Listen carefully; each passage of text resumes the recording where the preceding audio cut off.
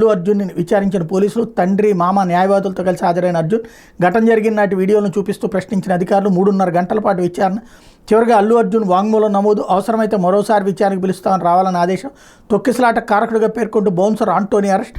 ఈ ఘటనకు సంబంధించి A18గా మైత్రి మూవీ మేకర్స్ని చేర్చిన పోలీసులు అన్నట్టు వార్తని హైలైట్ చేశారు. లేకపోతే వానకాటు సర్కారు పోటు అంటూ ఉత్తర కోస్తాంధ్రలో అన్నదాతల విలువ, వైపు ధాన్యం కొనుగోలులో ప్రభుత్వ నిర్లక్ష్యం, మరోవైపు వర్షాలతో అపార నష్టం. చాలా చోట్ల కళ్ళాల్లోని నేలవాలిన వరి పంట, కోతకు పూర్తయిన చోట తడిసి ముద్దవుతున్న ధాన్యం, పెరుగుతున్న తేమ శాతం, రంగుమారి మొలకలు, మద్దతు ధర లేక నష్టానికి తెగనమ్ముకుంటున్న వైనం అంటూ ప్రభుత్వ నిర్వాహక నిర్లక్ష్యం రైతుల పాలిటి శాపంగా మారింది.